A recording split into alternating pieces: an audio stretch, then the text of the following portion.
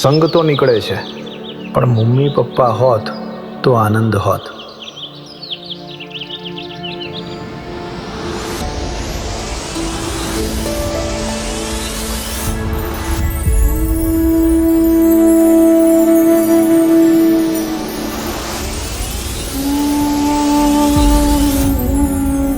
હેમુ, ભાવિની, આજે અમે ખૂબ આનંદિત છીએ, ખૂબ ઉત્સાહિત છીએ, ખૂબ ભાવુક છીએ, પણ એથી વધારે ખૂબ ગૌરવનો અનુભવ કરીએ છીએ. પુણ્યશાળી હોય છે એ માતા પિતા, એ સાસુ સસરા કે જેમની સંતાનો તેમની સેવા ચાકરી કરી અંત સમયે તેમને સમાધિ પમાડે છે. પણ અમે તો મહાપુણ્યશાળી કે તે બધું તો ભોગવ્યું, અને આજે અમારી વર્ષોની અધૂરી તમન્ના તમે પૂરી કરી.